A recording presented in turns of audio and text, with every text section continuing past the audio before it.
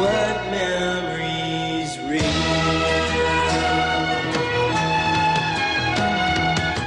Hello and welcome to episode 5 of Retrospection. My name's Colin and I'm in New York. And I'm Paul and I'm in the UK. And in each podcast we take a look at a specific film or TV show from the past and see if it was better back then or whether it's just naughty nostalgia playing tricks with us. In this podcast we're going to take a look at Glenn A. Larson's short-lived sci-fi series Buck Rogers in the 25th Century. But before we do you have any retro news or interesting items that you've picked up along the way? Well, this morning, actually, I picked up 3 more additions to my annual collection. Oh, how many is that in total now? I've lost count now. I have no idea. Oh, that's when you know it's a serious collection, when you can't remember how many you've got. They take up space, that's all I know. You have to build shelves for them. There's shelves, there's shelvage going on and space being taken up, yeah. But they're pretty thin, right? They're not that big. Well, you say that, but, you know, you get enough of them together.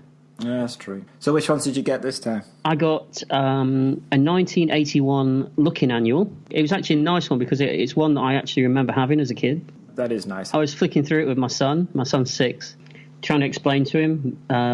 There were articles in there about things like Hawk the Slayer. You like that film, right? Yeah. I'm sure that's one we'll probably look at some point. I was going to say, I'm sure it'll turn up at some point. And Wurzel Gummidge. And trying to explain to him what Wurzel Gummidge was just... something in itself, you know. It's a scarecrow who comes to life who can change his head. Yeah, but he didn't know what a scarecrow was. I had to explain what a scarecrow was.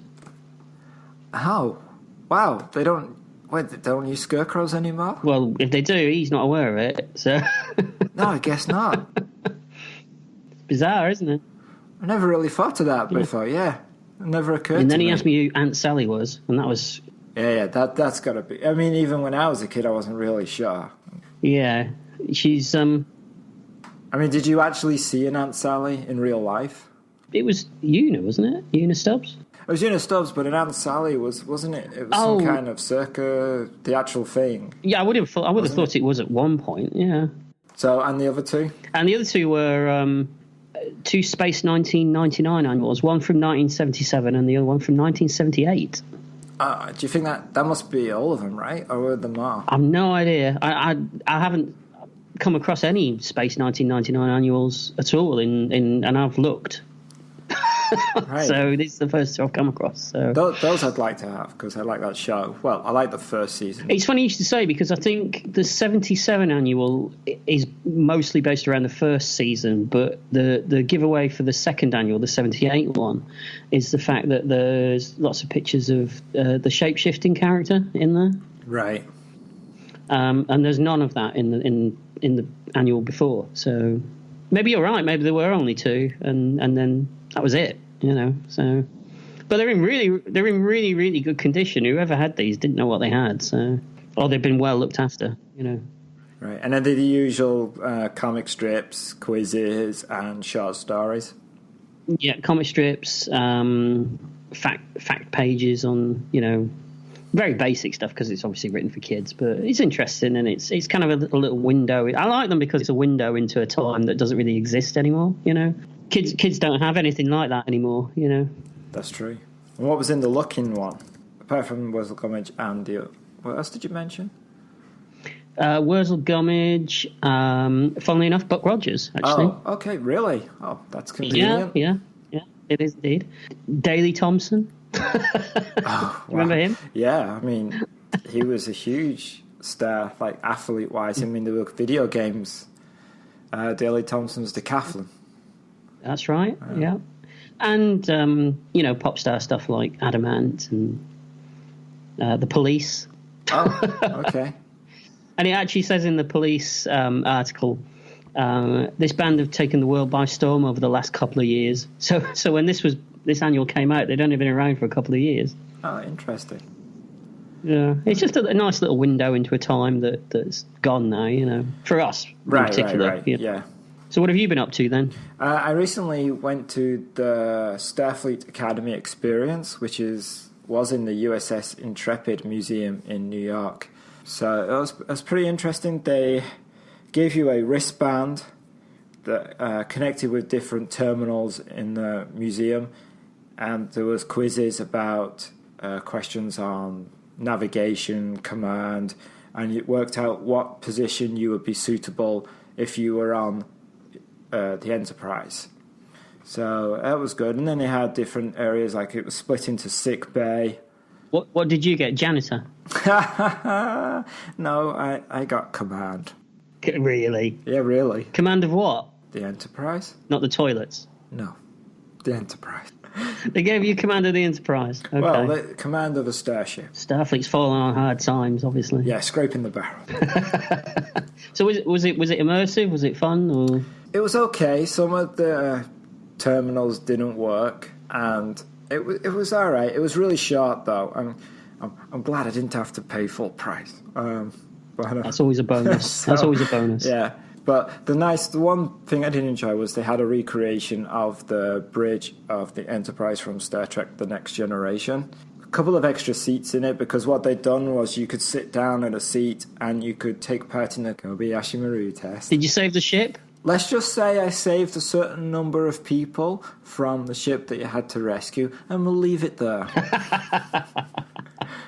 I got them from their ship to my ship. See, what you should have done is reprogram the system so that it was possible to rescue the ship. That's what you should have done. Unfortunately, those skills were not available to me. See. So it was okay. And then there's another section where they have the actual Enterprise space shuttle, which is the one that never went to space. It was the first one that was built and was used for testing. And next to that, they had a mock-up of the Galileo, which is the shuttle from the USS Enterprise. That was pretty cool. I didn't know the space shuttle was that big. It's huge. It's massive. Wow, it's big. Wow. So, yeah. So it was pretty nice seeing it. Oh, cool. Oh, that sounds like a good time. Yeah, and they had this, you know how they do displays of merchandise that came out when everyone was talking about the Enterprise and Space Shuttle and everything was cool. So probably late 70s, early 80s. And they had this set, which was made by Buddy L., which used to really amuse me as a kid, that name, for obvious British reasons. Oh, Buddy L. That's what I used to do as a kid. We were like, oh, Buddy L. just getting the toys. But he has a helicopter, a little shuttle, a truck that the shuttle sits on, and a Jeep. And I used to have him as a kid, so it was kind of weird seeing him in this display case as a part of history. Yeah. I felt like I could remember how it felt pulling him out of the polystyrene. I bet you really wanted to do that again, didn't you? Yeah, I wanted to take the lid off and take him, and then just push the Jeep along. Recreate what it felt like. But I didn't. Yeah. You know, because I would have been arrested and thrown out of the museum. Do you think the argument, I used to have these as a kid. I'm just, I'll put them back afterwards. It's a good job there was nobody that was working there, because I would have been like, hey, I used to have those as a kid. And they would have been like, okay, so what? Of course you did, sir. Yeah. Move along. So was the exhibition, would you say it was aimed at Trek fans or just the general public? I think it was aimed at Trek fans. I would really like to know whether other people were disappointed by it. Because I know that they did one in Las Vegas, but it was massive. They recreated Quark's Bar and all sorts of things. And this was really small. I think it took me about 25 minutes, half an hour to get through the whole thing. Which if you'd paid $35 for, would probably be a bit disappointing. And I presume you couldn't go around again? Well, you could go to the end and then go back to the beginning, which is what I did anyway. Oh, I just wandered around a few times. So you weren't limited as to how long you could spend in there then? Technically, you were supposed to be. Like, the ticket had a time on it, and you had a certain amount of time that you were in, but I just kept wandering around. No one said anything. How would they know? You Well, know. No, it's a shame, but I suppose still, for Trek fans, to get to sit on the bridge of the Enterprise and all that kind of stuff, it's, Yeah. When are you going to get to do that, Yeah, that's true. Yeah. Well, when I take command, obviously. There's more likely that Trump will be president. Oh, you say that now, but you realise by the time this podcast actually airs, we will be in Trumpiverse. That is true. I'm going to stake my reputation on the fact that he won't be president. Can you just say he will be? Just say okay. For purposes of editing, I always knew he was going to be president. It was a sure, foregone conclusion. It was a sure thing. Beautiful. And then we'll just cut the other one out Absolutely. afterwards. Yeah, you do your magic. Do your magic. Thank you. Well, shall we move into a TV show that we're going to talk about? Yes, I think we should. So we're going to take a look at Buck Rogers in the 25th Century. Buck Rogers is an American science fiction series created by Glenn A. Larson, and it ran for 2 seasons, that's all, from 1979 to 1981. And it's about, obviously, Buck Rogers, who was character created in 1928 by Philip Francis Nolan, and already had been in comic strips, novellas, and was in a serial film as well. So it's pretty well established by this point. And all it took was Glenn A. Larson to shit all Screw over it. And kill it forever. Yeah, because there's never been anything since, right? No, it's Maybe comic books, maybe? But that's it, right? That's very true. I mean, even Flash Gordon had a short-lived TV series in the early 2000s, I think it was. I wonder if anyone's thinking about bringing this back. Everything else from the 80s has come back. Yeah, but then again, I suppose technically Buck Rogers isn't from the 80s, is it, really? No, it's from the 20s. Yeah, so it's just we remember this version because we grew up with it, you know. But right. But, I mean, who could you better this? Oh, where do we start? So the pilot episode was actually released as a theatrical film, and that's the version we watched. Yeah, right? I think I saw it on the cinema as well. Really? I didn't. Mm-hmm. So you were a big fan of this when you were a kid? Oh, absolutely. I had the toys and everything. Oh, you did? You had... Yeah, I had the Starfighters. I had a 18-inch... You better go somewhere with this. I was thinking of how to put it. Mrs. An 18-inch figure of Buck, like a Mego kind of doll. Oh, really? When you were a kid? Yep. Mm-hmm. Oh, okay. And I also had the Starfighters and the Draconian ships and little figures to go with it as well. I had a die-cast Starfighter. I actually still have it somewhere. Really? The one that I had from when I was a kid.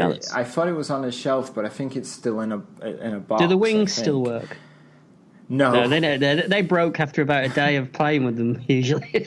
yeah. They're stuck halfway out and halfway in. That's the one. That's what I remember. Yeah. So I have that, and I had, I don't know why, but I had a plastic Draconian ship. I don't know what set that was from. I must have had a plastic Starfighter as well, but they're gone, long gone. So I was a fan of it as well as a kid. So I suppose we should start off with the pilot episode, or the theatrical version, which was called Awakening. And it begins with a narration that sets up who Buck Rogers is. And it's a slightly longer narration than what we get later in the TV series, isn't it? Right. This one talks about how it's set in, well, I guess it was set in the future of 1987. Things were so different then. If this was made in 1979, you'd think you'd have set it slightly further ahead, wouldn't you? Yeah. You know, maybe they were just, ambitious. Maybe they thought, yeah, we will be doing this in 10 years. I think, yeah, because don't forget the space shuttle program started around that time as well. And his ship looks like a small space shuttle. Yeah, it does, yeah. Mm-hmm. So I guess they thought that this would be the continuation of that program. Ranger 3, it's called, isn't it? Only they send him into space on his own. That seems like a really bad idea. Like, you don't even pilot a plane on your own usually. You have someone else with you. Why would you send someone into space on their own? Was Buck really unpopular? That's what I was thinking. Maybe this guy got it made when he woke up in the 25th century. Everyone hated him in his own time. In the 25th century, he's king of the hill, isn't he? Yeah, no, I said, hey, did you ever wonder why they sent you on your own into space? And he gets frozen, doesn't he? By cosmic forces. Cosmic forces beyond all comprehension. That's right. And then he's affected by gases that are beyond imagination. Where are these gases coming from? It's beyond your imagination, isn't it? So... Maybe he had a kebab before he took off. He does. Who knows what kebabs do? Well, he does go a funny colour. That's true. Yeah. That's true. It becomes frozen cryogenically. So then we get the credit sequence for the movie. Shall we talk about the credit sequence? How can you not? It's totally bizarre. a credit sequence that they don't use in the TV series. They should have done. Actually, I didn't mention who the actors and actresses are. I think you should. Okay, so it stars Gil Gerard. I always said Gerard. Gil Gerard? It could be Gil Gerard, I suppose. All right, so it's Gil Gerard, I'll go with, as Buck Rogers, Erin Gray as Colonel Wilma Deering, and Pamela Hensley as Princess Adala. And later on it features Wilfred Hyde-White in the second season, but we'll have to talk about that afterwards, because that's so different that it's almost like it's a different TV show. Absolutely. Mel Blanc plays the voice of Tweaky in the first season. Yeah, we'll get to that. Not sure what happens in the second season. I think this credit sequence is very it's very Bond-esque, don't you think? Yes, it is. So we have a group of women. One of them is Erin Gray, right? And one of them seems to be Pamela Hensley, and then there is a woman with glasses. She looks like she stepped straight out of Studio 54, doesn't she, this woman? Yes, and she's not in the series at all, so no idea where she comes from. And she gives him a bit of a snog while he's asleep. He's asleep, they're kissing, and then a camera runs around the ladies as they're laying and posing over a silhouette of his name on the floor. I forgot about that, yeah. Yeah, and the music has lyrics at this point. Yes, it's actually a song called Suspension, and it's by Kipp Lennon. It's catchy, though. It is very catchy, yeah. There is a version of it on Spotify, if anyone's interested. You can. Oh, it's not the version, it's a version. Oh, okay. So that happens, and then it leads into Buck flying. Well, he's not flying, he's floating through space, and then he's seen by a Draconian cruiser. In a very Star Wars moment, isn't it? Yeah, because it shows how big the cruiser is. But do you think that Glenn A. Larson, who we've talked about before, is notoriously renowned for cheapness, seems to have spent a little bit more money on this movie? Because it was going to be a movie. Yeah, maybe. Because this actually came in the theatres a whole year before the actual show started, apparently. So he obviously wanted it to look half decent. Yeah, I guess so. I mean, he still managed to use Battlestar Galactica costumes and sets. Oh, yeah, later on in the show, yes. Yeah. Absolutely, yeah. But for this one movie alone, he obviously wanted it to look pretty much decent, I think. And it does, I think. I think it does, too. I think there's some nice effects. For the time. So the Draconian ship turns up and they take Buck aboard. I've forgotten the name of the Adela's... Killer Kane. Wait, it's actually named Killer Kane? Yeah. Killer Kane, yeah. There's a bloke in it called Tiger Man. What do you want from this? Yeah, that is true. And then later on in one of the other episodes we're going to talk about, we get Panther Man. Right. The names of characters are pretty on the nose in this show. There's no subtlety whatsoever. So Killer Kane tells Adala about Buck, and her reaction is weird. She seems like she's flirting with the guy even though he's not there before she's even met him, and she's interested in him but as this kind of conquest. Well, she's clearly up for it, isn't she? I mean, she's up for it, if you know what I mean.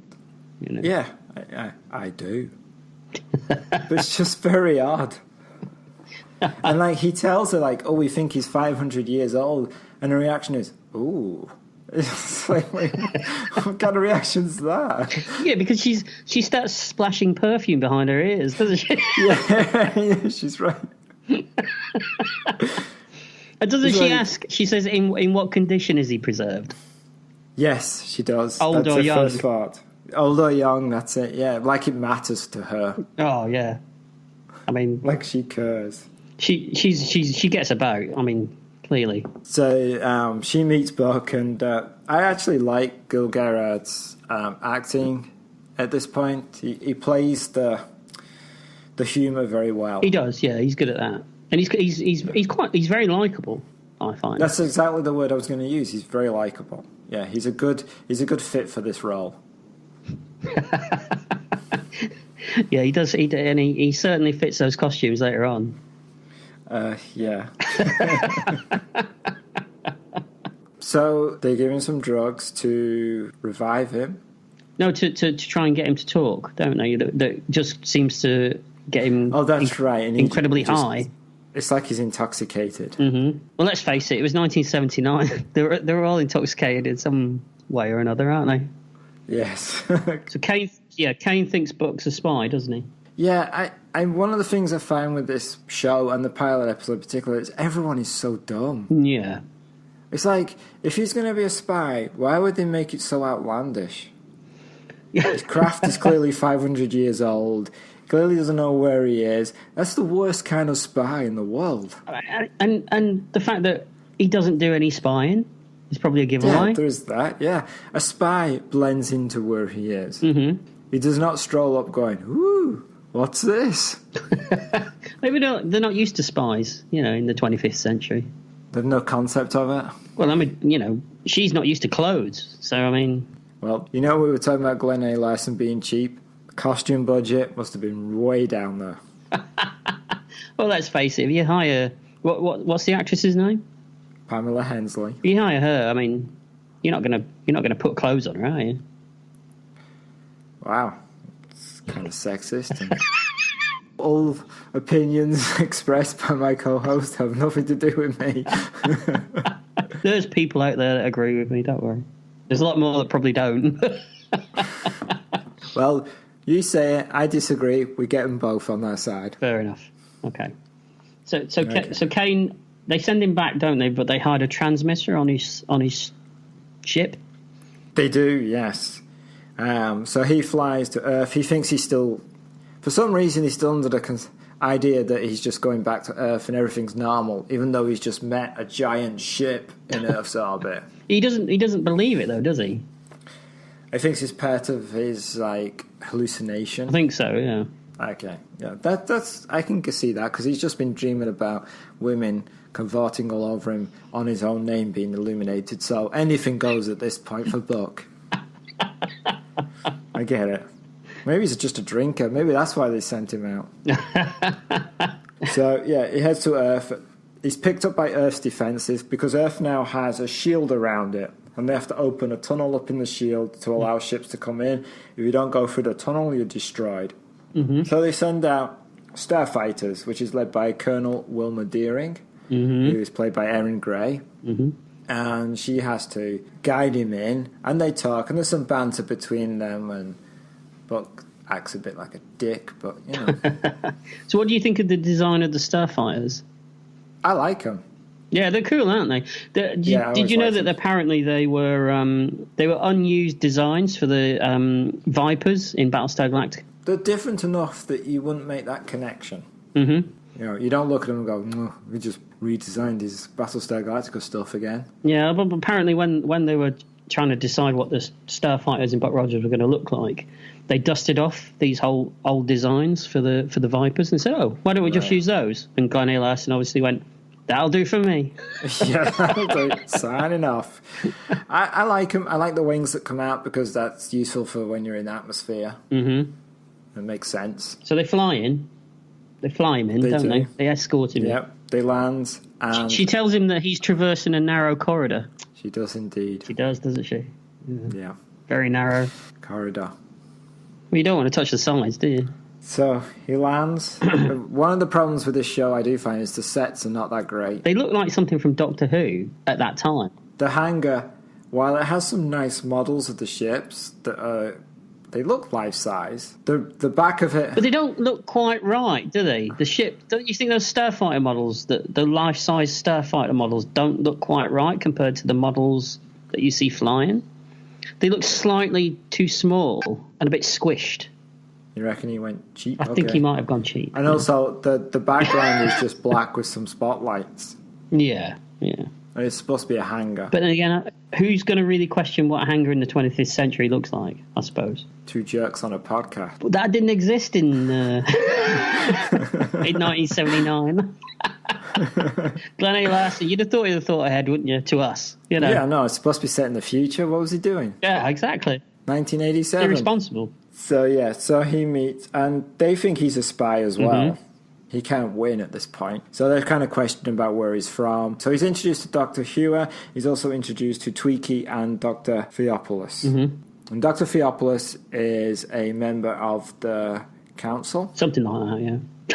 Yeah. And it's a disc that Tweaky carries. And Tweaky is a little droid, a humanoid shape. With a penis for a head. Apparently. Well, that's what it looks like, really, isn't it? No.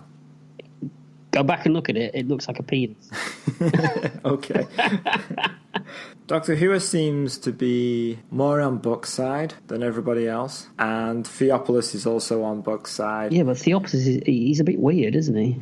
Well, he is a disc that talks. Well, he says, Weird in what way? He tells Buck what an attractive man he is. That's right, he does. Well, he isn't wrong. Buck is. Yeah, but, there's a time and a place. It's the 25th century. But then again, maybe Buck's probably... he's been frozen for a long time. Maybe he is very attractive for a 500-year-old man. No, I was implying that, he's been frozen for a long time. He'll take anything, really, I would have thought. He's got a face. No, it hasn't.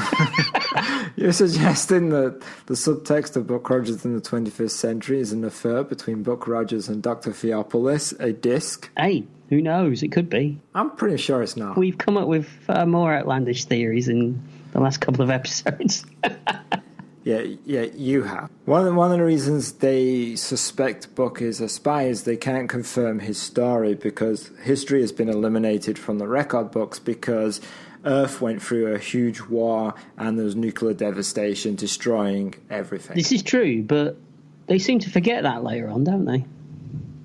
Yeah, it's not consistent. Because Buck seems to be able to find all kinds of stuff from the 20th century to fill his apartment with, and music from the 20th century for him to listen to, so. Of bands you've never heard of. So it's just the important stuff that they lost. Right. That they lost. Yeah. Buck-specific records. Absolutely. That's it. But Buck thinks the Draconians are up to something, and I think the clue is in their name. They are not called the Happy Hillbillies. They're not. No, they're certainly not. They're called the Draconians. Yeah. Now, how many people? There's a one. How many people in 1979 would have made that connection? Do you reckon? We're not in 1979. We're in the 25th century. It's true. It does look a lot like 1979, though, I have to say. Fashions come around. Apparently, hairstyles do too. Absolutely. There's a lot of Farrah Fawcett flicks going on and glossy lipstick. Yeah. So Buck is shown around, even though he's under suspicion of being a spy.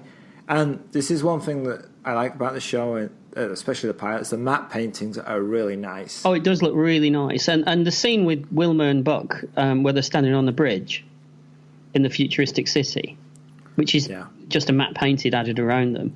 It's a really good scene, I thought, where he asks her about what happened during the Holocaust and stuff. And I thought it was a really nice scene. Yeah, it's good. You don't get a lot of those moments later on in the series, I don't think. No, and unfortunately it's the same matte painting that just gets reused all the time. Well, the ship goes, the little car thing that floats goes left or right, depending on what you want. Depending where they flip the image, yes.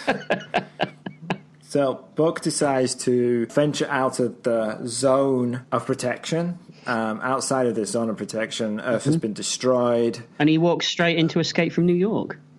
Exactly, yes, because there are scavengers. We don't really know who these people are, but they're the people affected by radiation and who've apparently just been kicked out and abandoned by everybody else. Yeah, no one's trying to help them. No, there's no healthcare system whatsoever. They seem to buy their rags at the same place as well. They all seem to be wearing identical rags. Buck goes and looks around, recognises parts of Chicago? Yeah, it's Chicago, I think. Yeah, recognises parts of Chicago, and then manages somehow to find his parents' gravestone. That's lucky, isn't it? Yes. Yeah. Yes. There's obviously only one graveyard in Chicago, and it only apparently has 10 people in it. Doesn't Dr. Theopolis even point out to him that he's lucky to find them because most people didn't have graves at that point? Yeah, right, because they were just buried in pits and stuff. So that went well for him. Yeah, it was brilliant. That's why he's such a hero. And he comes under attack from the scavengers. And he does kung fu on them, doesn't he? It's the kind of kung fu late Elvis did. This is what I was going to say. Don't you think that him standing there in his white suit that he's wearing, doing his kung fu, he kind of reminds you of Elvis? Totally. He's got the build. Absolutely. He has got the build, yeah. He should have just kicked them all off and then gone, thank you very much. Well, he's even got kind of the voice, hasn't he? The voice is very sort of I mean, because he's from the south, isn't he? So Yeah. I've always thought he reminded me of Elvis. Yeah, I can see it now. He doesn't dance like Elvis later on, though, does he? No, he doesn't. So he kung fu's him, and just before it gets too bad, Wilma turns up with a security force and then just kills all people. Because, they don't care. They don't care about them, do they? No. Yeah, no, not at all. And this is where there's a line that was filmed especially for the movie, where Buck says that she's very ballsy. Oh, and it was cut out for the TV show. Mm-hmm. Yeah. Was any of this scene in the TV show one? Well, the TV version is weird because there's scenes in the TV version that aren't in the movie, and vice versa. There's a whole bit in the TV version where they show Buck his new apartment and they show him his bed, and that's not in the movie. Okay. And it was weird when I was watching this because I remembered that scene and it never happened, and I was like, right. Well, I'm sure there was a scene where he lays on this special bed and he goes to sleep. So I looked it up, and yes, it's in the 2-part TV version, but it wasn't in the movie. This scene, though, going out into Chicago and visiting the grave of his parents, it's a pretty dark scene for a TV show. Indeed, yeah, it is. I remember as a kid, I wasn't scared, but I was like, oh, because they're not nice, these scavengers. Yeah, I mean, it's pretty obvious what these mutants want to do to him. I mean... What do they want to do to him? Eat him? Eat him, other stuff, probably not in that order. Take his wig? Take his wig. Well, there's a good few meals there, isn't there, really, if you think about it? Yeah, there is, yeah. Yeah.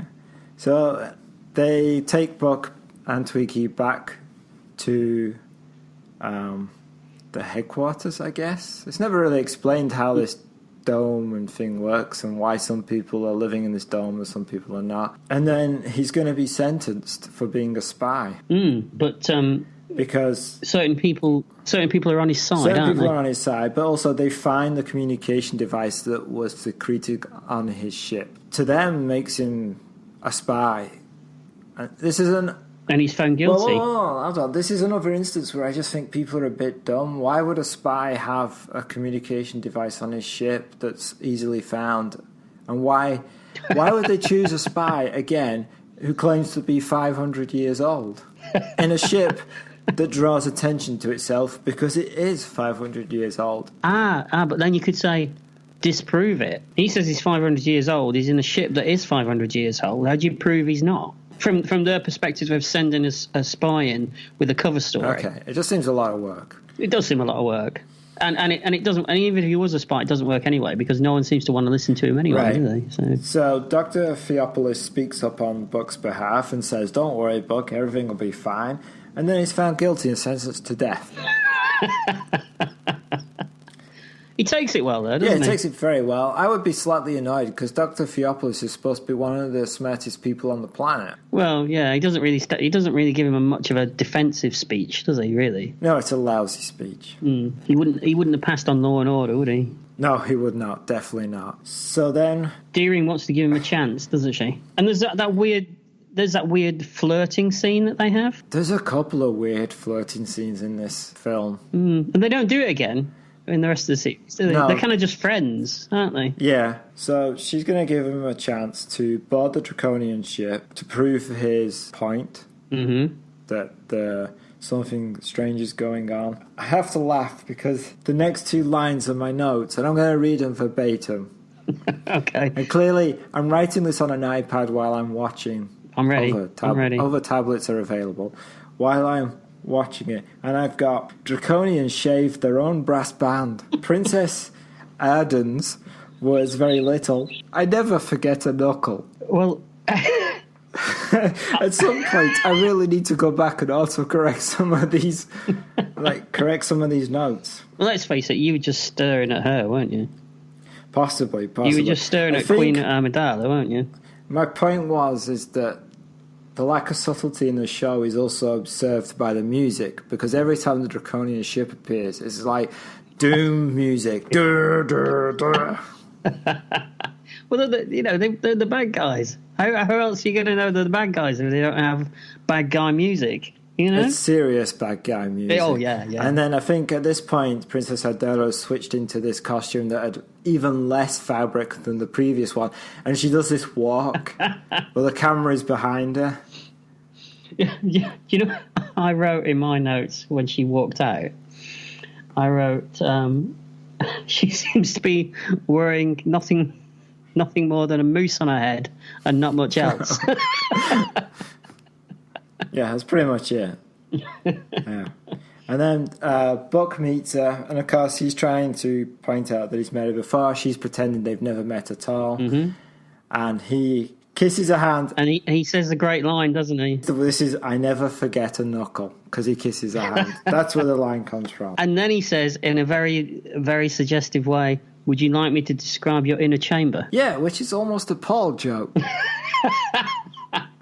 Maybe that's why it stuck in my memory. Yeah, maybe. Did you write this? I wouldn't be doing this if I did. That's true. Yeah. At this point, the Draconians, they become under attack from pirates. Mm-hmm. And Buck and Wilma go out to defend the Draconian ship. Why don't the Draconians send their own ships out to fight off these supposed pirates? Well, because all their ships are pretending to be pirates. The question you should be asking is why don't Buck and Wilma go, why are we the only people out here? And why are those ships in the Draconian ship's hangar look a lot like those ships that are outside that are attacking us that are pirates? Oh, wait, do they see Draconian ships when they go into the hangar at that point? Well, where would they be? Well, they're all outside. That's how they come under attack. They're not in the ship. Maybe they disguised them. What, put a few plants in front of them? Yeah, a few trees, a shrubbery. You've also got to be asking, so Buck and Deering go out with their squadron to fight off these pirates. Mm-hmm. Why is Buck even being given a starfire at this point? He's been condemned to death. Yeah, they constantly do that. They give him a starfight and then they tell him, don't touch anything. And how does he know how to work it? Oh, because he's a pilot. You know what it is? What? He's a spy. No, go on. No. Think back. What have we had in our previous 2 episodes that's probably in this one as well? He's got a manual under the seat. Of course. Night Industries. Absolutely. So he flips through the manual, learns how to become an ace pilot. That's it, in 5 seconds. So he's like telling people what's going on, and Wilma's like, stay off the airwaves. They know what they're doing, but they're all being killed. And he's telling them to not use the computers, use your own skill, your own ability. And they're ignoring him and they're getting wiped out. But Buck saves the day. Mm-hmm. There's a cool shot of a barrel roll through an exploding ship. I quite like that. Still, there's some, amongst the cheapness and the ropey effects, there are some good ones. It's the fact that they thought of doing that when they did the effects. Right. You know, if they're not, there's a bit of thought going into it. Clearly, they could have just gone, he just shoots that ship and it blows up and it flies away. But someone obviously thought, wouldn't it be cool if it did a barrel roll through the explosion? It's definitely the kind of maneuver you would expect him to do. It fits in with his character. Absolutely, yeah. Unfortunately, later in the series, they use the same stock footage for anyone. I think Wilma does it a few times. Oh, gosh. Okay. But no, it's good. So Buck saves the day, and then they go back to Earth, and apparently there is going to be a dance recital that Princess Adala is invited to, and all the Draconians are invited to. Best scene in the movie. And Buck is also invited to, even though he's under sentence to death and is considered to be a spy. Yeah, well, of course. But Buck tells Tweaky that he has a headache and asks for a sleeping pill, which he secretes in a pocket. Let's face it, look at this whole place. I mean, it looks like Studio 54. There's going to be pills everywhere. It's not going to be hard to come by, is it? Yeah, there's some weird dancing going on, balancing a ball on your hand and stuff. Yeah, they seem to book Kraftwerk. Yes, they do. Kraftwerk are still working in the 25th century. I knew they were robots, really. But Buck asked them to liven it up. He does indeed. Which is funny, he goes, play some, something with a beat, and they instantly seem to know what he's talking about and play some really rocky music. And he starts dancing. And he's dancing with Adala, and it's a good scene. He's getting down. Explain to me why it's a good scene. I'm interested to know why you think it's a good scene. Cinematography, it's a historic place in cinema. And Pamela Hensley looks rather good in it. She could certainly... She knows how to use what she's got, let's say. She does, and she does it very well. She does indeed, yeah. Yeah. Even with a dead cow on her head. Even with a dead cow on her head, yes. And Wilma gets jealous. She does. She's disgusted. Even though she's already thinking this guy's a spy. Well, she seems to, She switches between the two every 5 seconds. But doesn't Deering come on to him at this point, and he makes some gag about re-entry? Yes, he does. Yeah. Another Paul joke. He's just reeling him off. And then Adela gets shouted at by Kane, who is kind of in charge. Well, he thinks he's in charge, doesn't he? He thinks he's in charge, totally, yeah. And Deering's come on at that point is really odd. It is. It's completely, as you say, she's going backwards and forwards between thinking he's a spy and then on his side and then thinking he's a spy again. And then suddenly she wants to jump all over him. Yeah. Maybe she's jealous, though. Could be jealous. Yeah, maybe. But then we cut straight to Princess Adela returning to Draconia, and Buck's on board. He is. Did I miss something at this point? Well, she obviously invited him back, didn't she? Yeah, but did he know he was going to be invited back? Well, I presume that's why he asked for the pill, isn't it? Yeah, but how did he know this was going to happen? Well, maybe he just thought his natural charm would carry him the rest of the way. Yeah. Oh, he's so big-headed, this Buck. He's not called. I don't like him now. He's not called Buck for nothing, Oh no! He just assumed that he was going to be invited aboard. But when he's in her bedroom with her, there's some very fruity dialogue. Oh yes, there is. I'd be interested to know how much of that's actually in the TV episode version, because I can't imagine that late 1970s network television would have passed some of this dialogue. No, real professionals would have watched both and done a comparison. I'm not watching it twice. So he's back aboard the Draconia with Adela in her bedroom. They make... Is it Panther Man? No, this is Tiger Man. Panther Man's later. Oh, Tiger Man, yeah. Tiger Man. Oh, yeah, different cat. It's Tiger Man version 1. That's true. We'll talk about that after. So it makes him step outside, and so he can have some alone time. And then he slips the drug into... He does what? Adela's drink. He slips the drug into Adela's drink. I think he did that. Which was a headache tablet. I'm pointing this out, that it was a headache tablet given to him by Tweaky while Buck was at a party, assuming that Tweaky was going to just give it to him, Buck was going to take it while he was at a party. But maybe Buck did some research on Draconians, and in the research he found out that Draconians are very, very sensitive to headache tablets. Knocks them... No, really? Knocks them straight out. Really? One aspirin, gone. Because I would be worried about Tweaky at this point, because he gives the drug into Adela's drink and it knocks her out completely, at which point I'd be like, why did Tweaky give me a headache tablet that knocks me out completely? What has he got against me? And what was he planning on doing? Absolutely. And what does Tweaky normally say? Biddy, biddy, biddy. That's it. And what does that sound like?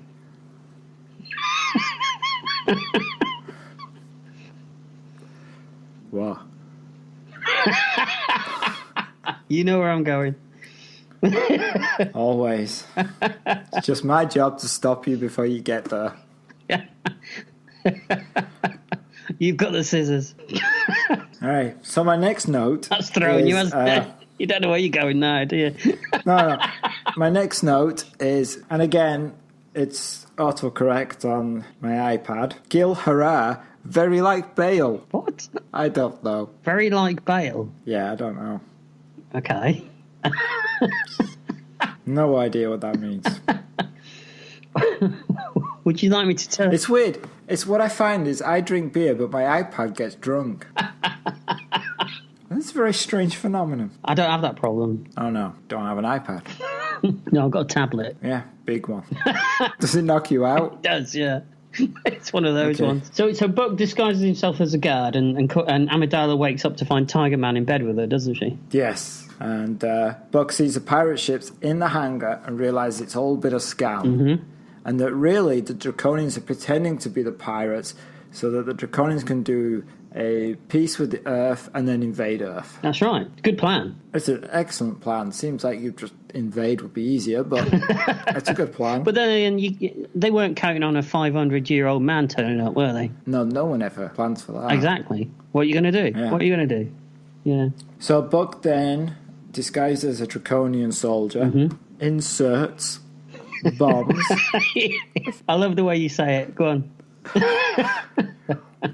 Inserts Yes, bombs that's right. into the rear Of the draconian ships. That's right, he does. So that when the draconian ships will start off, they'll explode. So somehow Tweaky and Dr. Theopolis managed to sneak into the draconian shuttle. Not sure how they managed that without being discovered, but they did. And then they managed to sneak from the shuttle into the main cruiser, also without being discovered.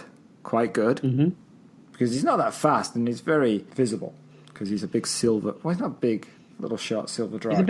He's a big silver penis. Yes, but enough about Buck. So, he sees Buck inserting the bombs into the draconian shuttles and instantly thinks Buck is really a spy. Now, Theopolis is supposed to be one of the smartest people on Earth. I'm beginning to doubt this. Well, I mean, you heard his defence speech, so I mean... Yeah, it was lousy. So, Tweaky tries to stop... He convinces them otherwise, doesn't he? Yeah, because Tweaky tries to attack Buck by kicking him in the shin. What are you going to do when you're 3 foot tall? Buck explains what's going on, and then Tweaky has to go and communicate to Earth to tell them what is happening, and Buck will continue to insert bombs. Tweaky gets through to Earth, and they scramble the defense. And as they arrive towards the Draconian ship, the Draconian attack cruisers are exploding mysteriously. Dal awakes, screams, and Kane goes in and blames her for everything, as he seems to do all the time. And she's disgusted that she's woken up next to Tiger Man. Yeah, right. So Buck is discovered by the Draconians, and Tiger Man and him have a fight. Except we appear to have a different Tiger Man. It is a totally different actor. What do you think happened to Tiger Man that he completely changed his appearance in terms of the story? In terms of the story, I think there's more than one Tiger Man. She got rid of the other Tiger Man. Yeah, he was killed for letting Buck escape and for being in bed with her, which is, oddly, is a serious crime. You'd think wouldn't be, but it is. I'm not touching that one. You'll cut. Well, she doesn't seem to be very particular, is what I'm saying. Well, no, I mean, going back to how she reacted when she thought she was going to have sex with a 500-year-old guy. I mean, exactly. We get a swear word, don't we?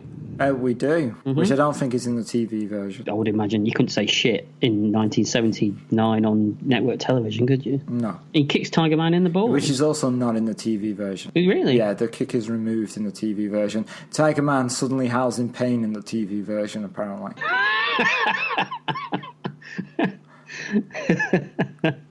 Why am I in this? Yeah. Also removed from the TV version is Tweaky saying that he's freezing his ball bearings off. Ah, right.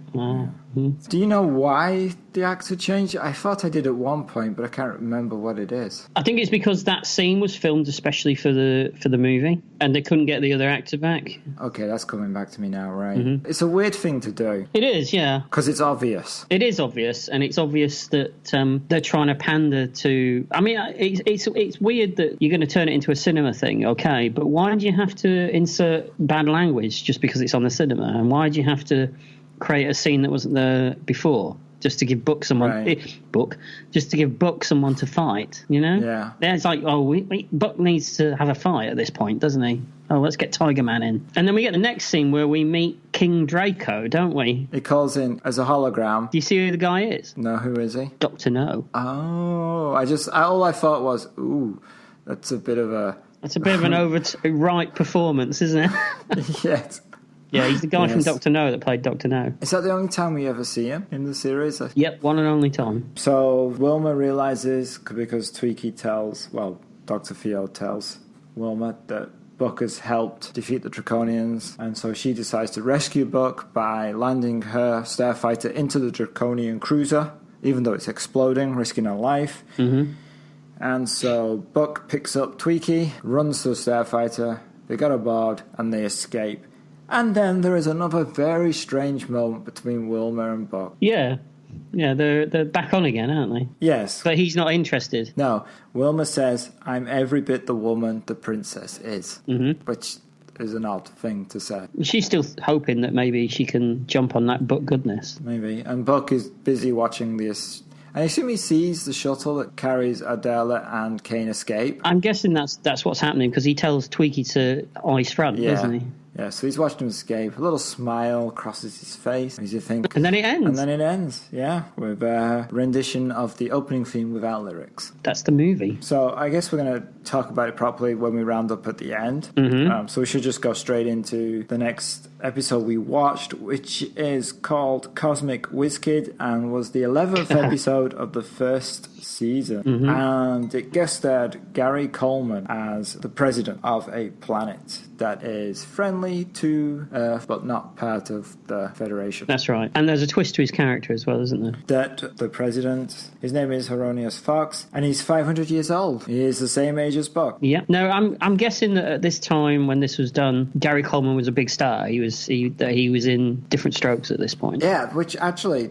Did yours have an introduction? No, it didn't. No. Okay, well, mine had an introduction where it had clips and a voice narration, and the narration says, Gary Coleman rocks into the 25th century. It actually said that. Was this something that was aired at the time? I have no idea where it's from. It's just on the Blu-ray edition that was released in Australia recently. Has this intro which encapsulates the episode, but it begins with that. So I assume Gary Coleman was famous at the time, because why would they do that? And they get him to do a lot of the looks and face pulls that he did in Different Strokes. Yes, they do. Yeah.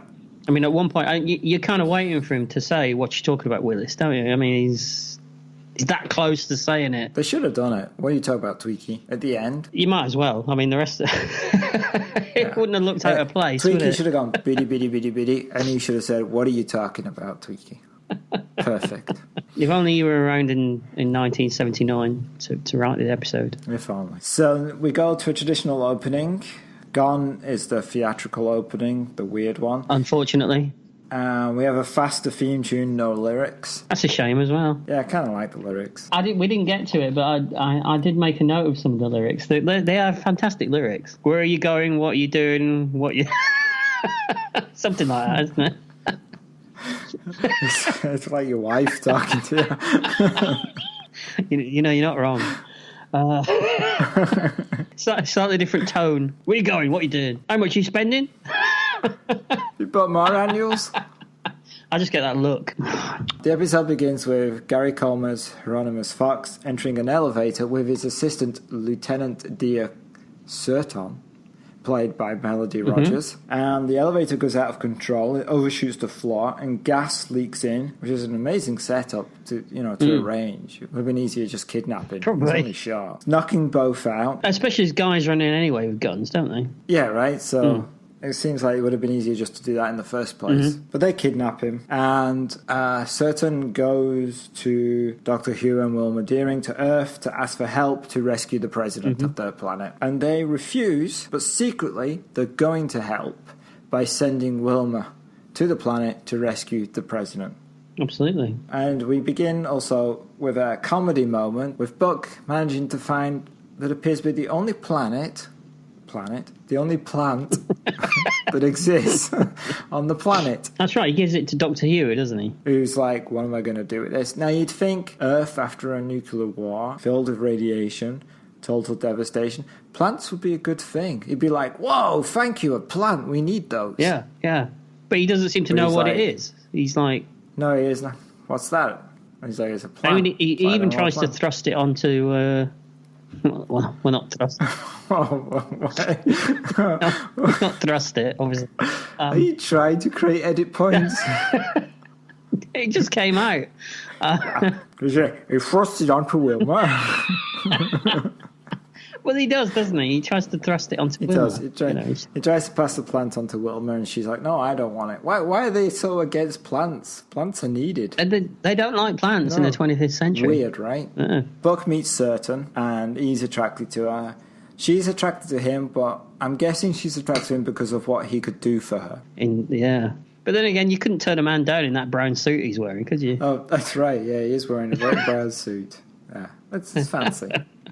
Apparently, Bucky's going on holiday anyway, right? Yes, he's going on holiday, yes. So it goes back to his apartment, he's packing his bags, and he's listening to some rock music. Yeah, well, no, at first he's not. The computer's playing some weird Kraftwerk music again, isn't it? And he says, no, I'm not listening to this shit anymore. Yeah, why did he put it on in the first place? Maybe the computer chose it for him, you know. It's like iTunes Radio or whatever. Yeah. And he's like...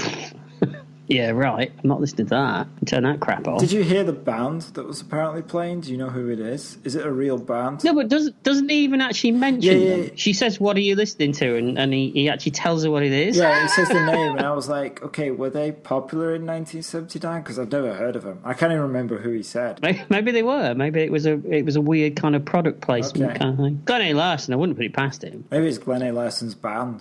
They just borrow bits from other groups. Yeah, I was just going to say no real songs. So Certain turns up at his apartment and drugs Buck, basically. It's a lot of drugging in this series. 79. Probably just gave him a headache pill, right? Well, that's all it takes in the future. Which knocks him out, and he wakes up on a starfighter, kidnapped by Certain, heading towards the planet Genesia. If you say so. I do. Which is where the president is being held. To get to the planet, though, they have to go through the Disco Stargate, don't they? Yeah. What are these Stargates? I don't know, but apparently they have them. They're a triangle of lights. I guess they're like a wormholes. Or... something like that. Have they explained them at this point? Not really. Okay. No. All right. If you want explanations, you've come to the wrong show.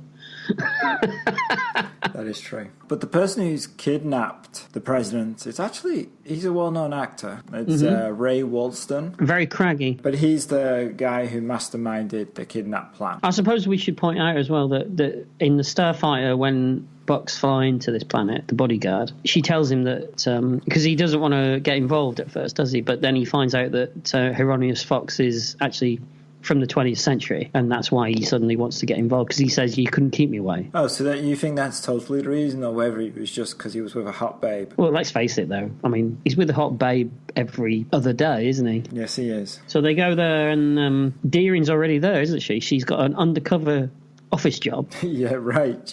She's working with apparently a fascist comedy robot. Yeah, I actually thought to myself, I'm sure I've worked with this guy. Yeah, this robot hates people. He describes them as organic scum at one point. Yes. While she's there, she's going to try and find and locate the president using the cameras that this company uses. Mm-hmm. Buck and Certain go to a club to meet a telepath. That's right, yeah. And he's also very, very silver. Or is he... No, gold. He's gold, isn't he? Yeah, he's gold. painted his face gold. Now, do you think that that's his natural state, or he just goes around painting his face gold? You think he's just not... I'm kind of hoping he paints his face gold. So am I. Yeah, I'd be more impressed. Maybe he changes it. Every so often. Depending on where he is. Some days he's gold. Sometimes he's silver. Some days he's mauve. Sometimes he's brass. Can't be a bit of brass. And they do the telepath with the fact that he doesn't say anything, his voice is dubbed in. Which is nice. Pretty good. But he can't help him unless the person who has information about where the president is within a certain range of him. Obviously, because there's a range to telepathy. Obviously. I was going to say, there's a weird moment that's completely out of character for Buck in this scene as well, isn't there? Where he kind of gets into a fight with a guy that spills his drink. Yeah. And I was kind of waiting for it to go somewhere, that it was relevant, that it was like a fake thing, that right. This was prearranged and that they'd done it on purpose. Because it's so out of character for Buck to be so aggressive. Yeah, Buck apologises to the guy for knocking his drink, and the guy responds... He gets in his face. But instead of Buck just going, oh, it's okay, he then threatens him. He grabs him by the lapels, doesn't he? And there's no callback to it later. It doesn't go anywhere. Yeah, it's strange. But also, don't you think a telepath will be banned from a casino? But how do they know he's a telepath? Paints his face gold. There's different wanted posters, all different colours. Just on the walls. Gold, silver, bronze. It's the same guy. He's always winning. But he only wins in a certain radius. Yeah. He has to be right next to the table that he's playing. Absolutely. So I suppose we should mention that Gary Coleman at this point, he's escaped, hasn't he? What he does is he's been ordering weird food, and then a delivery robot containing his food which happens to be perfect to crawl into, arrives, and Gary Coleman has been listening to rock music on his headphones, but because also he's a super genius, he's able to reprogram the headphones to play an incredibly loud sound that can kill people. So he says to this guard, "Oh, these headphones, they're not working. Why don't you listen to them?" The guard puts them on, and Gary Coleman blasts his ears with the sound, knocks him out, climbs into the food robot, and escapes. He does. It's impressive. Very impressive. It's a good job they got food robots that size. Gary Coleman size. Gary Coleman size. I think that's how they advertise them. Because he's getting like lizard cheeseburgers, isn't he? That's what he's ordered. Yeah, lizard cheeseburgers. Because that's the best kind of meat. Yeah, because no one seems to know what a cheeseburger is. Right. Meanwhile, the bad guys know that Buck is on the way. And they've hired someone, haven't they? They've hired a scrawny guy who is really super strong. Mm-hmm. Because he's from a planet of higher density or something, gravity or something. Yeah, I'm not sure that'll work. No, neither am I. But would that affect you if you were on a planet with less gravity? It wouldn't just make you strong, would it? You'd be really heavy, wouldn't you? Yeah, you wouldn't be able to walk. Think it works. Or you'd be a puddle. I don't think so. Puddle on the floor. Yeah. But anyway, Buck fights this guy. He calls himself a Terminator, doesn't he? He does. Yeah, he keeps going. In a campest way possible. He is quite camp, and he's wearing a 1970s safari outfit as well. He's one step away from Roger Moore, isn't he? Very close. Well, he is on the hunt. He's on the what? Hunt for Buck. Okay. So they fight, but Buck escapes, and Certain escapes with Buck. Do you think we should mention? I think it's worth a mention that the fight scenes in this show do have some terrible stunt doubles. Yes, I have that written down. Stuntman looks nothing like the guy. Yeah, they are atrocious. The wig doesn't even look right. It looks like it's sat on top of another wig. Right. And I was watching this in HD. I can imagine. God knows what you were looking at. 4 different people fighting, apparently. Yeah. Instead of just 2. They escape. Mm-hmm. And they meet the telepath guy who managed to pick up information about the president's location from the hired henchman who had failed to kill Buck. And so he passes this information to Buck through telepathy, which apparently uses computer noise. It does, doesn't it? That's clever. Yeah, because when they're just stirring each other, and all you hear is boop, boop, boop, boop, boop, boop, boop, which is that how telepathy works? In 1979, that's how telepathy works. It's like, you remember like 1980s modems where they had a dialing tone and then you just go, ah. But then the episode would be 3 days long. That's true, yeah. It's just wait, picture's drawing, there goes a line, another line. Oh, I've disconnected. Start again.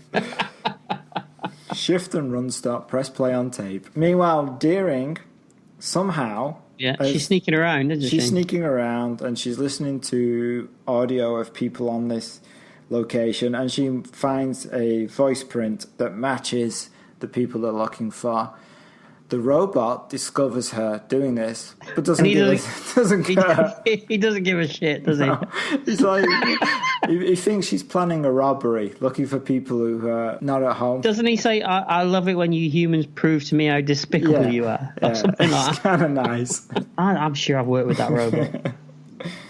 And then, so Buck and Certain have to go to the location, and they steal a ridiculous little buggy. Yeah, they steal it from a maintenance droid, and then drive away at about 2 miles an hour, don't they? There's a weird little golf cart type device. But at least this is all filmed on location. Absolutely, yeah. Something different. It's not inside a set all the time. They do actually go out, which is nice. Early in the season, they've got some money.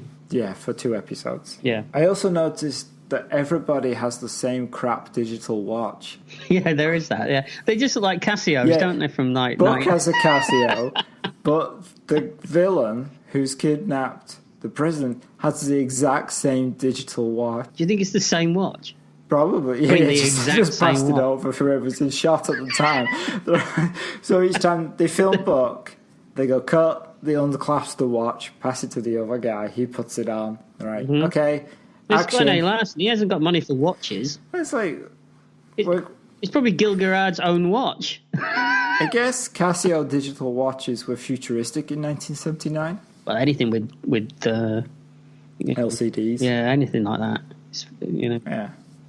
Don't some of the they've got like pads that they use, and they've got little calculators attached to them. That's Doctor Who has. He always carries a clipboard with a calculator slapped on it.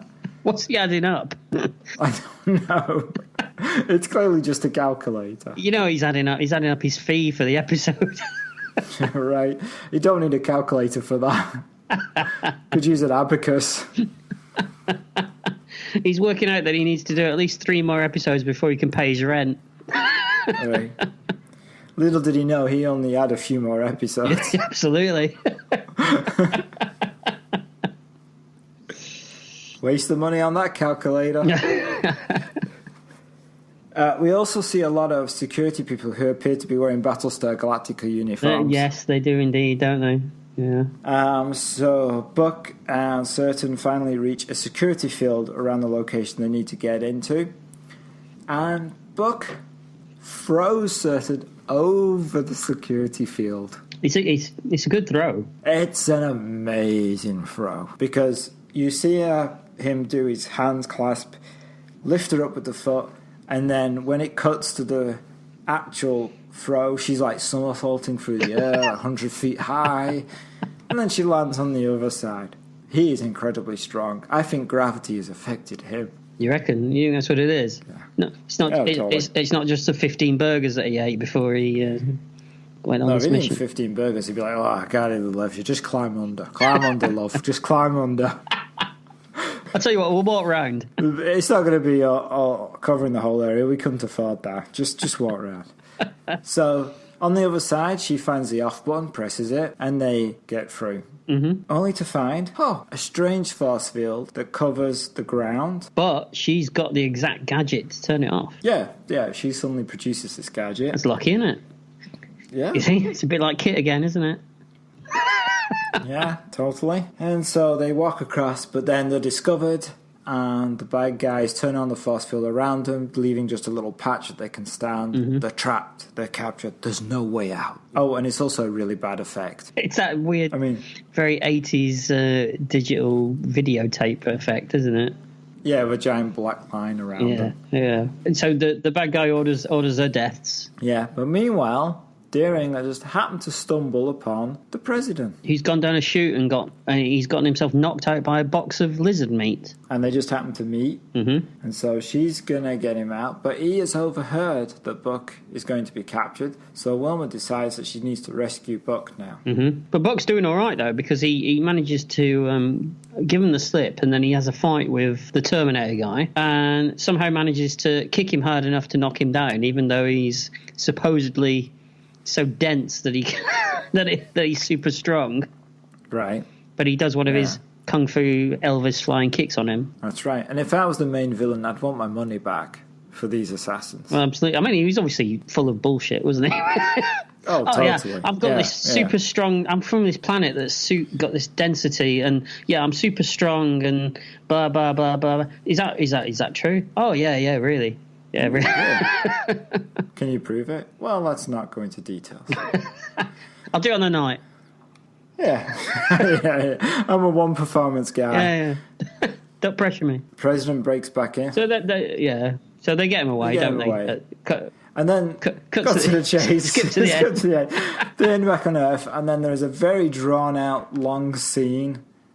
There's one of those where they're eating lizard burgers on Tupperware, and there's jokes, and it's one of those endings. Have you noticed how 25th century dishwashers work? He just piles it all into it. All food on the plates, plastic plates. He just chucks it all into the dishwasher thing and closes it. And that's it. That's what I do in my dishwasher. That's what I do with my dishwasher, and then I had overflowing drains. Never did it again. Yeah, I don't actually turn the dishwasher on. I rinse the dish off, put it in the dishwasher, and then the dishwasher fills up with cutlery, and then you take it out and you use it. Yeah, it doesn't actually do anything. It's just a storage place. I must remember that. Yeah, it's just an extra cupboard. It's another cupboard. I like that. Yeah. See? And that's that episode. So we're on to the joys of season 2 now. All right, now season 2 takes a dramatic change. Very much so. We're no longer on Earth. Mm-hmm. We're Star Trek. Basically we're Star Trek. We're on a ship called Searcher, and they're searching for the lost tribes of Earth. What does that remind you of? Oh, let me think. Lost tribes of Earth. Wasn't it mentioned in Battlestar Galactica? It may well have been. Okay. Because apparently after the nuclear war that devastated Earth, people somehow had the technology to seek life elsewhere. Which completely contradicts Dr. Huer's description of the Holocaust. Right. Totally. People being buried in pits because there was no governments and all this kind of stuff. And maybe that's why Dr. Huer isn't in this season. Neither is Dr. Theopolis. They're all gone. Dr. Theopolis is gone. Tweaky is still here, although he appears to have had an operation. He's not quite as manly as he was, is he? No, because he appears to have a very high-pitched voice now. No one seems to have noticed this or bothered by it. No. But he is totally a different person. It is indeed, yeah. So we bought a ship that now has a captain whose name I can't even remember because he's so uninteresting. His name is Admiral Asimov. Oh, seriously? Yeah, really. Admiral Asimov. God. I did some research onto why there was such a drastic change in the show in the second season, and the two main theories seem to be, the first one is probably not that plausible, is the fact that Gil-Galad wasn't happy with the very sexualized overtones of the first season because he's a devout Christian. Oh. And he came up with the concept for season 2 because he felt it was a more wholesome idea of what they should be doing. Okay. But probably what really happened is the second theory that I read about is the fact that they had a whole regime change at the network. And when new people come in to a network, usually they want to sweep the board of stuff that was around before them. And so the new guy completely changed the concept of the show and cut the budget. There's a lot more. There's a lot more stock footage in the second season, right. And because he wanted it to die, to get rid of it. Okay. Which is more plausible than the Gil-Galad Christian thing, I think. But who knows? Yeah. But we also have a new robot called Crichton who is so annoying it's unbelievable. He's a complete wanker. Yeah, he is. I mean, I know that they made him to be annoying because he annoys everybody in the ship, but it also annoys you as an audience watching him. You just want him to go away. Serves no purpose whatsoever, just to irritate you. But there are some good things. I mean, we do get one new character I do quite like the new character, I have to say. And we'll get to him as we go on. Yeah.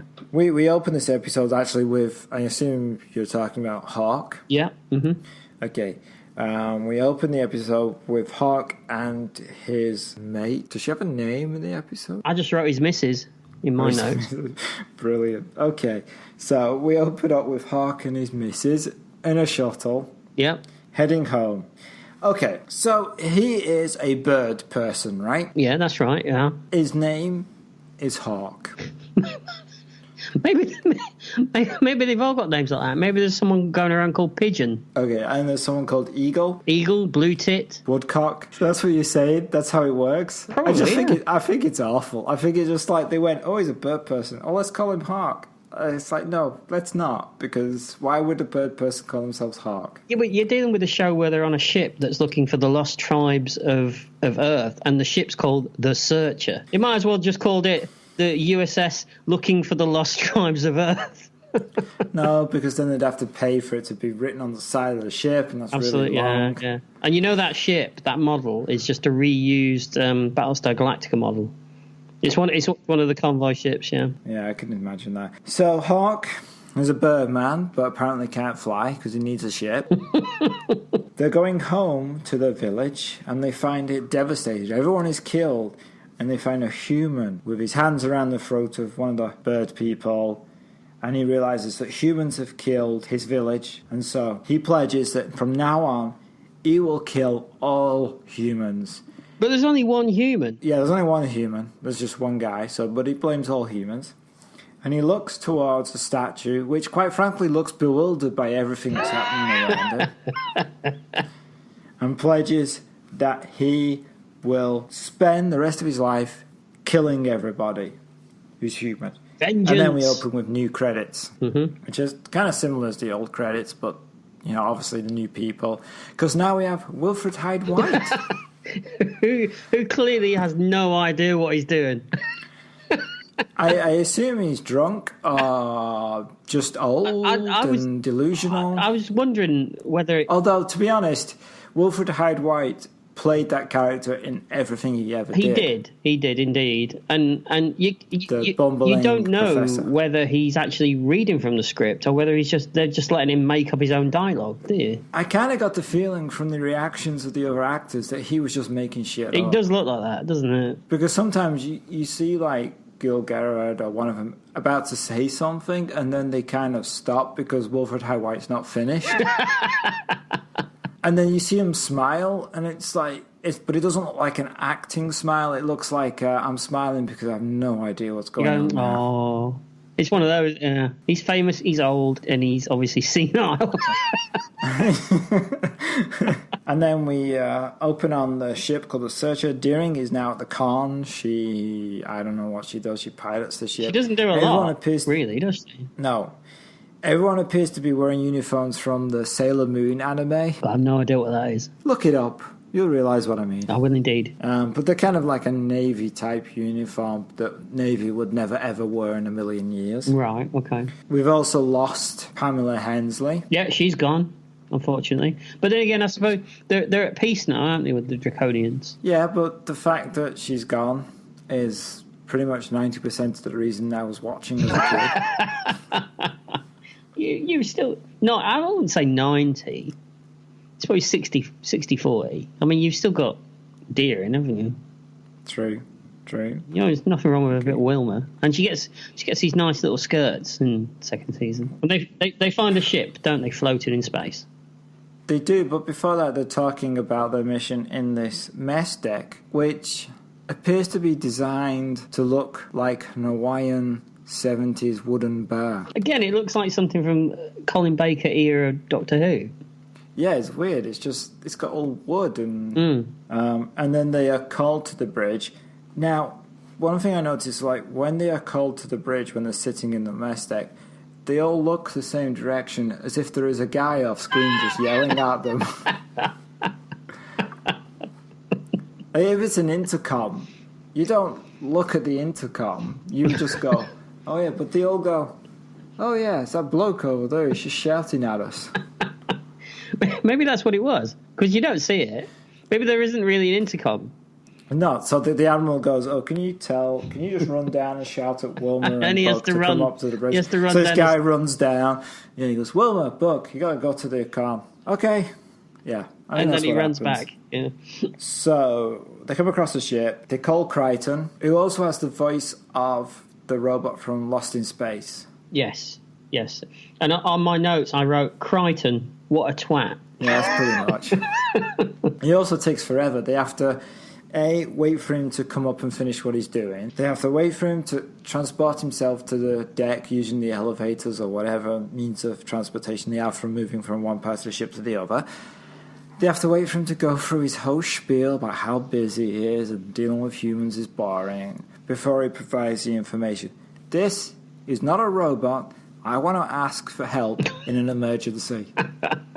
Why would you build it? Yeah, the guy goes, the robot's not even convinced that humans built him because he thinks humans are inferior. Yeah, absolutely. He's like, oh yeah, I'm inferior? See this off switch? Click. Now, flip it back on, go, did you feel that? Click, off again. I did notice as well, what was the point of giving Crichton arms? Because, they don't do anything. No, they just move up and down. They can't move forwards or backwards. They can't hold anything. So they find a ship floating in space, and it's a wreck. Bodies are frozen because it's decompressurized. But they find one person in a spacesuit, and then that person dying goes, Hawk did it. He does some fantastic acting, that guy. He does, and Buck responds with, a bird? Well, let's face it, he's not going to be a lizard, is he? With a name like Hawk. No, but it's just funny. He's like, what, a bird did it?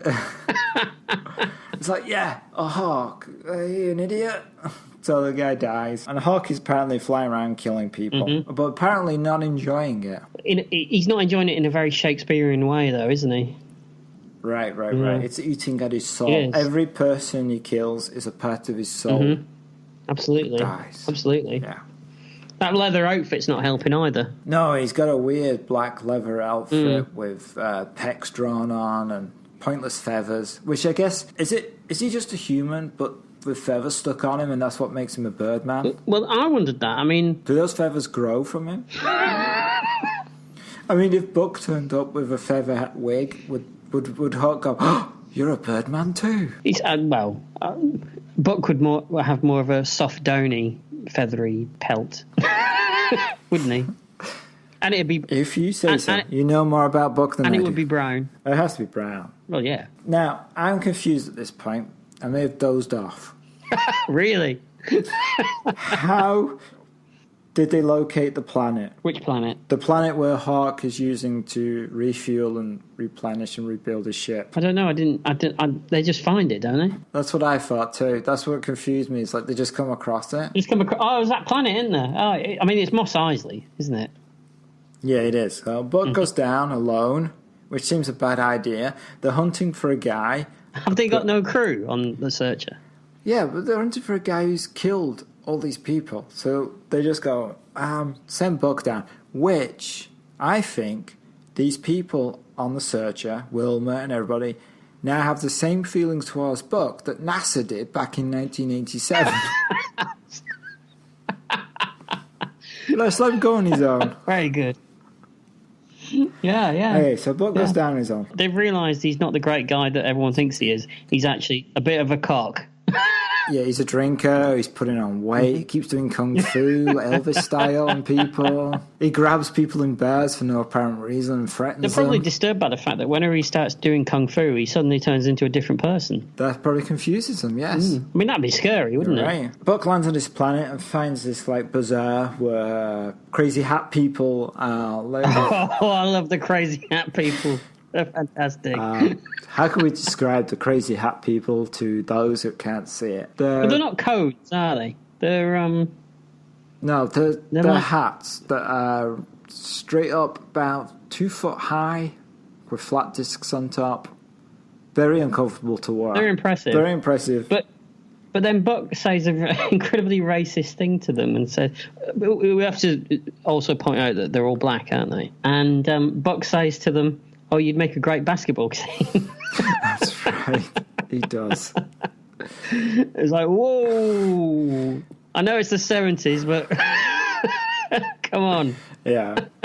Well, Buck discovers that this is a place where they repair ships. They don't care who the people are that they're repairing or what their backstory is. They just repair whoever. And so Buck asks them about Hawk, but they're all suddenly shady about Hawk. They clearly know who he is, but they don't want to talk about him. So he's well respected. Yeah, or scared. But he's only one guy. But he's a Birdman. Yeah, there is that. Yeah. And then there are some villains, as we will call them. I suppose they're pirates, aren't they? Who are looking for a ship, and they need to get out urgently. And so they say to Buck, hey, if you can give us your ship, we'll see you... well, we'll pay you. And Buck's like, nope, want none of your business.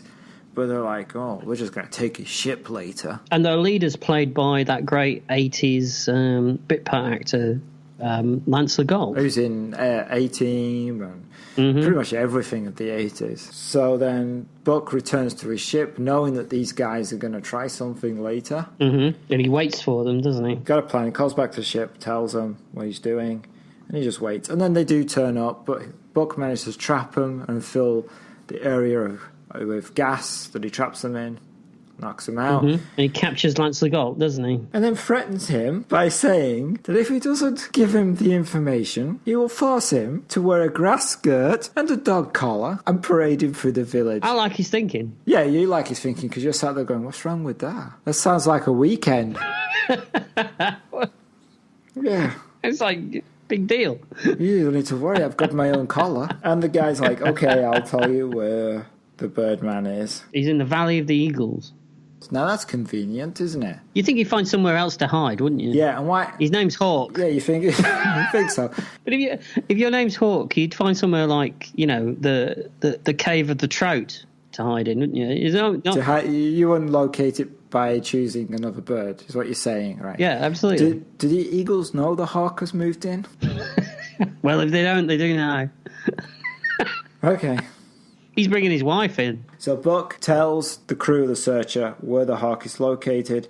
Mm-hmm. Deering decides she is gonna go down and help Buck, and the Doctor wants to go with him, Wilfred Hyde-White, because he's realised that these bird people are connected to Earth's history because there's a statue on Easter Island that's connected to the bird people, etc. Bullshit, in other words.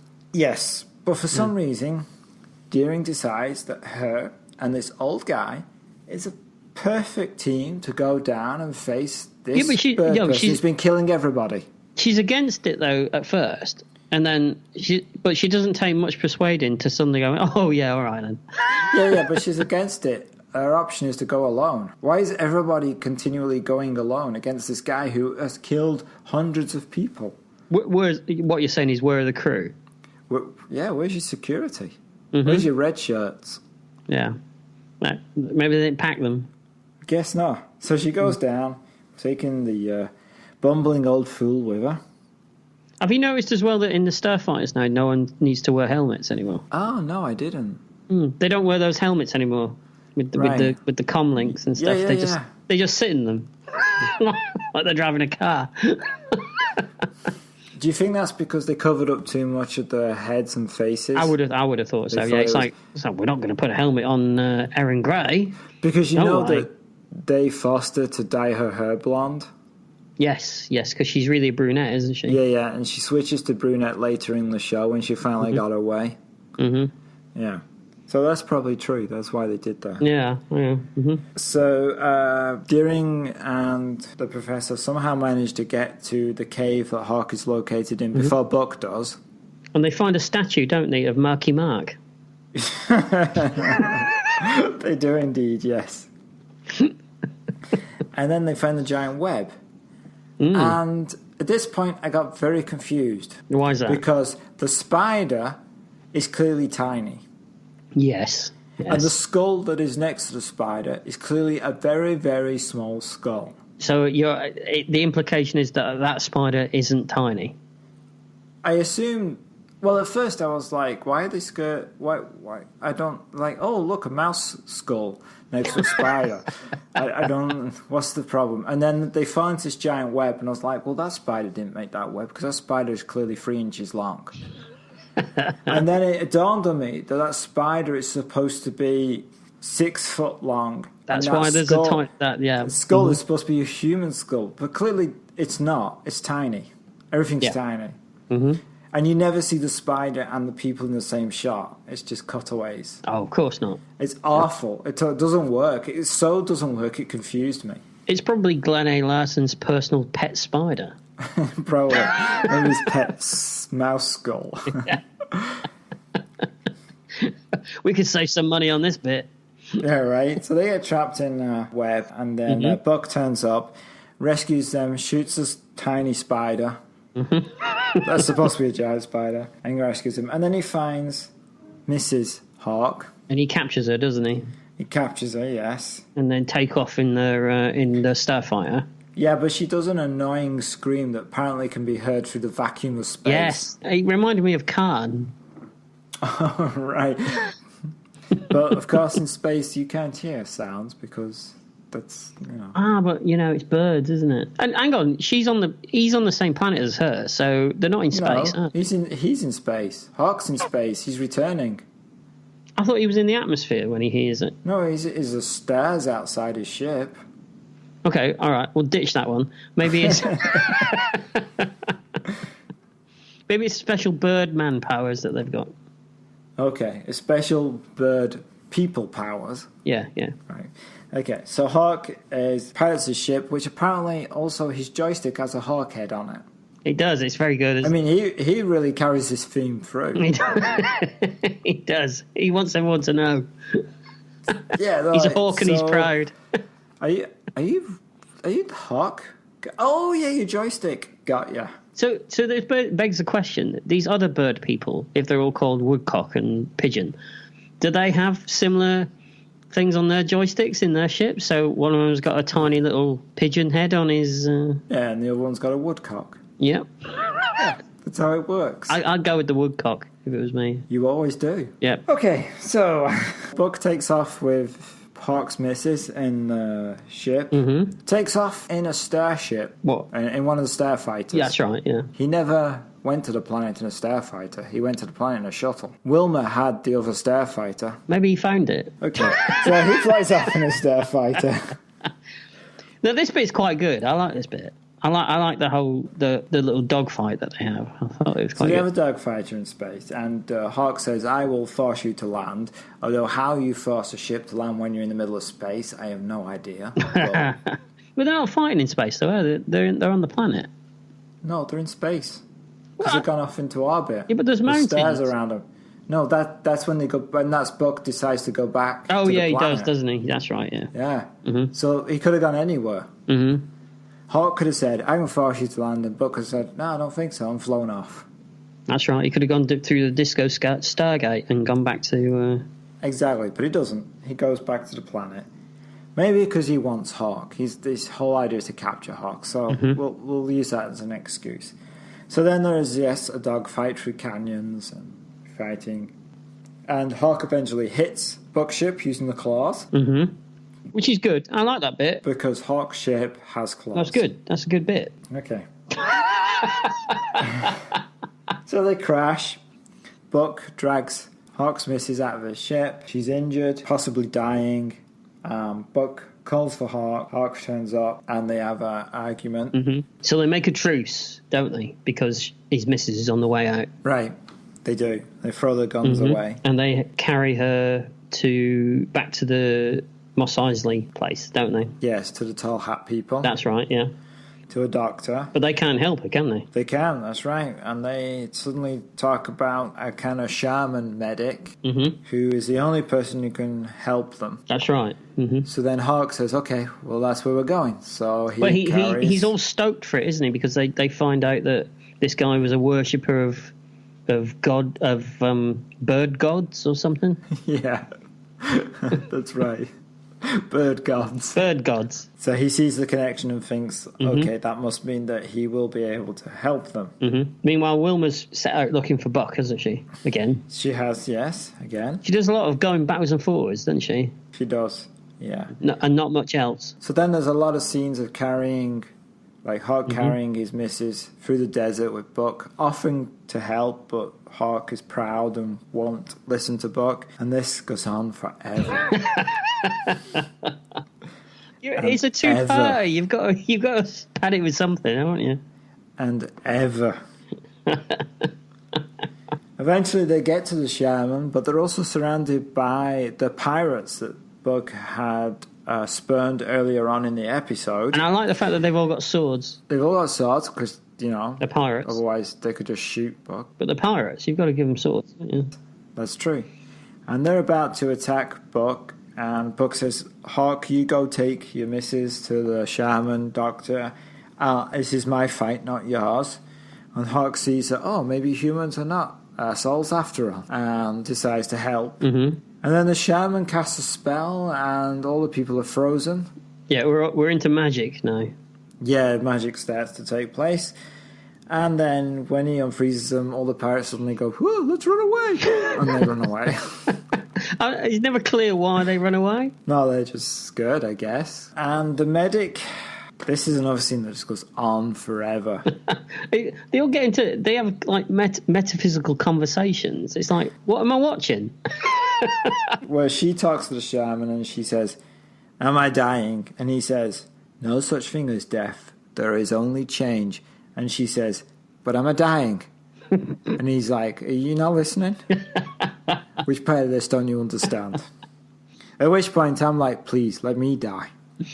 The guy playing the shaman guy, the way he's the beard and the white beard and the long dress and stuff. I recently rewatched Young Frankenstein, and all I could think about was Gene Hackman in Young Frankenstein as the blind guy in the hut. It looks exactly like him. So I was waiting for him to offer Hawk a cigar or something. Yeah, and so, but this guy can't help either. No. He says. So he says basically you're screwed. You're going to die. That's right. And there's 2 hours of spirit mumbo jumbo, and she dies. Mm-hmm. And then Hawk and Buck decide to fight. They do, and don't they have a fight in that great classic Star Trek location? It looks very similar, if it's not, or at least they don't. 2 stuntmen do, who don't look anything like either of them. There's some bad wigs going on. Buck falls unconscious. Hawk sees him down below and goes down to him, but he's not there.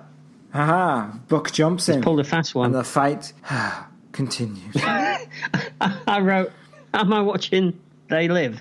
It just goes on, right? But then the medic freezes them both and knocks them out, which I wish they'd done 15 hours ago. Yeah. Cut to the end. Wilma sees them, and Hawk is arrested and taken back to the Searcher. So now... Oh, we're speeding through this now, aren't we? Well, are we going too fast? No, we're not. No. Hawk, now there's a trial where Hawk... Because remember, Hawk is still guilty of killing all these people, but throughout this episode, Buck and Hawk have formed some kind of relationship.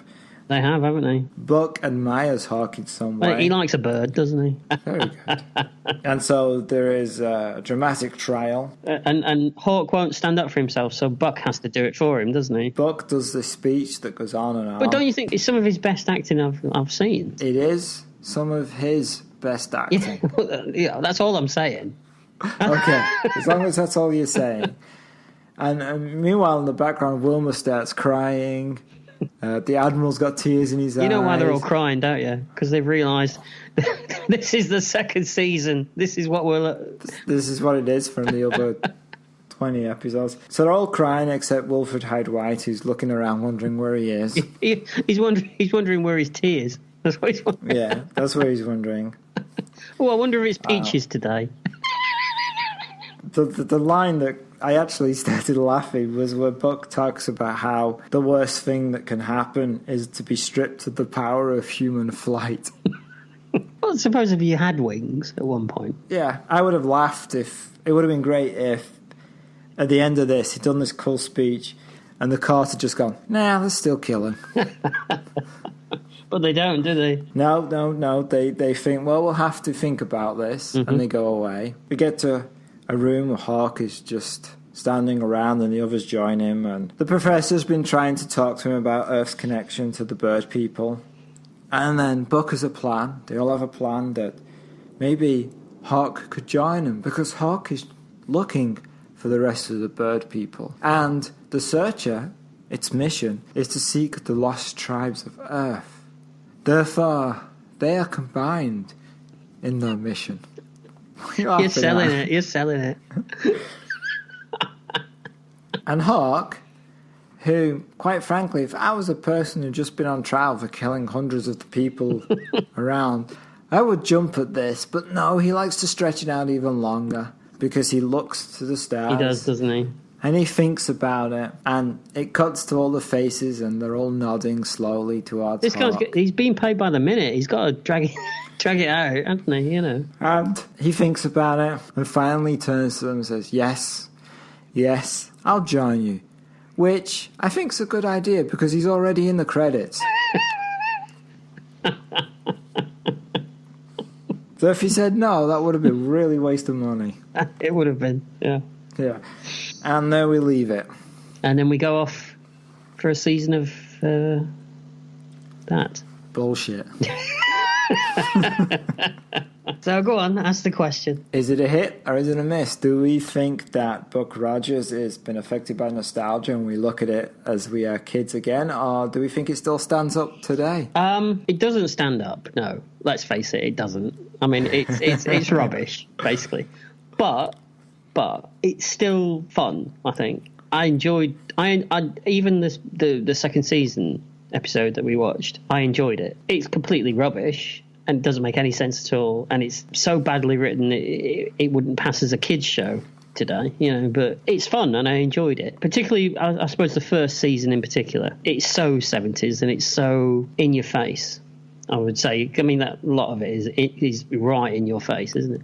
It's fun. I enjoy it. And so, yeah, I think I would probably... I think it deserves its place, I think. It's a shame I can't split it, because I would say the first season deserves a place, but the second season not so much. Like, I like the first season in the sense that, yes, I agree with you, it's not great writing, but it is fun. I watched the pilot and I enjoyed it, and I would watch it again. I like the idea of it and the setup, and I think Gil Gerard is very good in his role, and Pamela Hensley. But and Tweaky's funny. Mm-hmm. Some of the lines are funny. Mm-hmm. I mean, it's good. If you're going to compare it to something like Knight Rider that we've done previously, and a lot of the criticisms that we've levelled at Buck Rogers, you could argue we've levelled at Knight Rider in the fact that it's not very well written, and it's a bit infantile, and it's very, very poorly put together. But its science fiction setting gives it other places to go. Yeah, and it makes it fun. At the end of the day, it's fun. Whereas, Knight Rider at its worst was dull, wasn't it? Yeah. At times, But the second series of Buck Rogers, for me, it removes everything I find fun about the first series. I would agree with you. I mean, I quite like Hawk. I have to say, I do quite like Hawk, and. Maybe it'll grow on me over the season, but I wasn't that happy. And it's still got Buck, and it's still got Wilma, and Buck's still entertaining. Gil Gerard's an entertaining guy to watch. He knows. Yeah, I think he carries the show. Yeah, definitely. He's got, whether you think he's a good actor or not, his personality carries. Yeah, he's got charisma. He's got charisma. Yeah, definitely. So you haven't said. I go yes. What? I go yes with reservations. So it's a yes. It's a yes. But I probably would never watch the second season. I thought that we were going to get a split decision. Yeah, I'm on the brink. I'm going yes because I do like the first season. I enjoy it. And there's more of the first season than there is of the second season. So. That's true. So that tips it over. So, yeah. Well, there you go. Well, thank you for listening to this nonsense. Are